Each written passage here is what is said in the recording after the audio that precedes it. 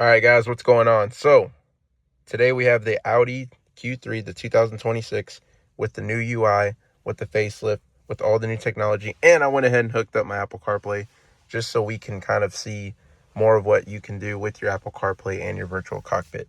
So like right now I'm playing some music. I got some summertime clothes, and I'm going to click these boxes here on this left side. Got my missed calls, spam callers, my mileage, and then a blank screen, so that just hides everything. And back to my music. Now, you cannot scroll on your music. See that? You cannot scroll on your music. Now, what you can do is hit track next. Well, I have to play a song. I gotta play it, but make sure it's not playing.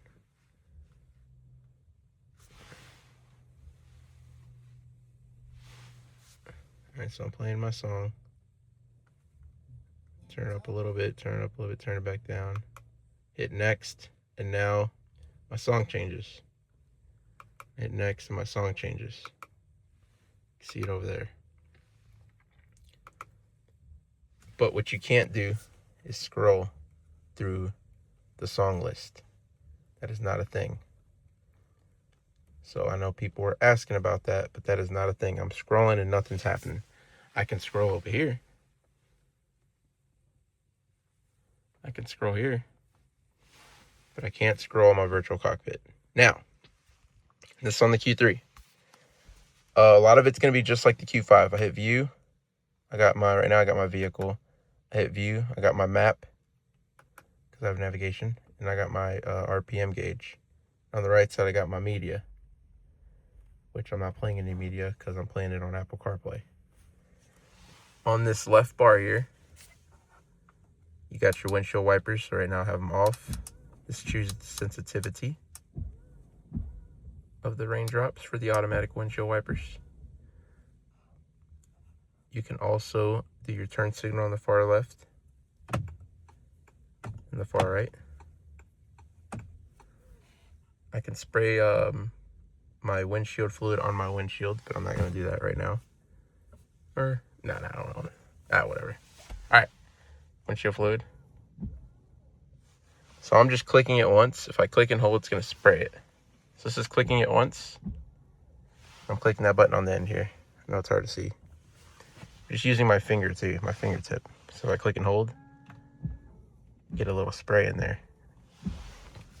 But I also have a rear wiper, which is right in front of it. Click it. It's going to wipe.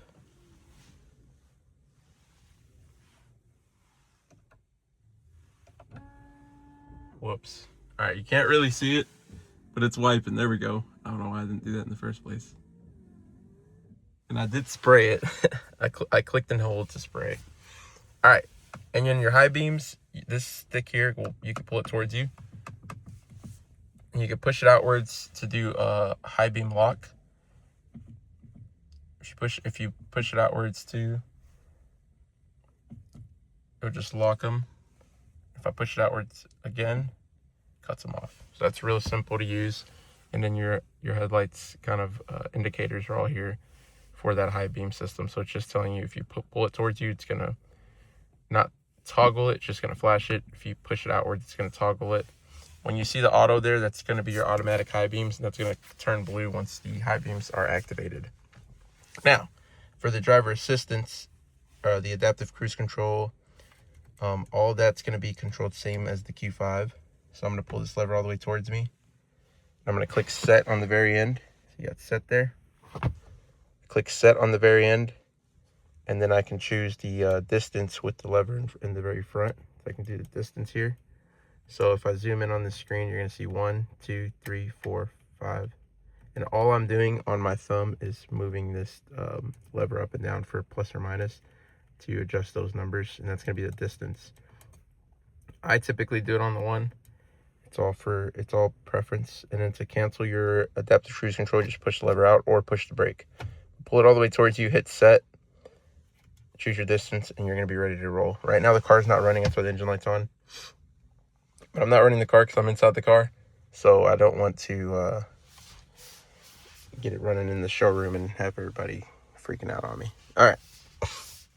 Now, to use your Apple CarPlay's navigation, you got to click the map. You got to hit search. Click a location.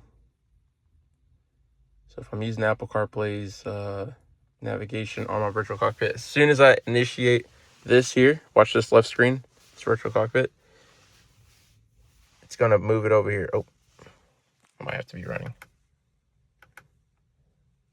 There it is. All right.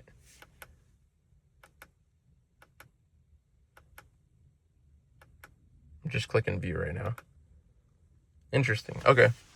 So on the Q5, when I initiated it on the MMI, it would start initializing it on the virtual cockpit. On this one, I had to just go to the screen.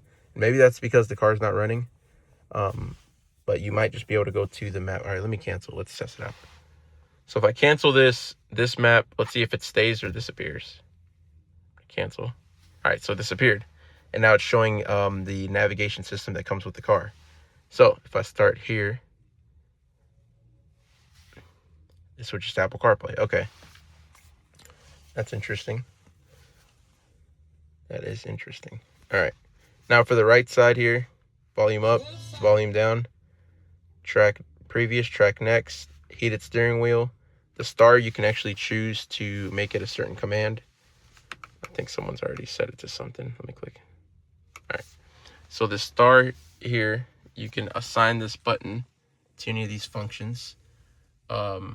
Someone said it's a day-night map, which I don't know if that's the best choice.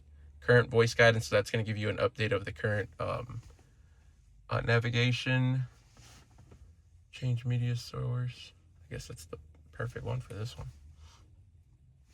Yeah, okay. That's fine. All right. And your phone's going to answer hang-up calls, and the microphone's going to activate your voice command. Hey, Audi, turn on my heated seat.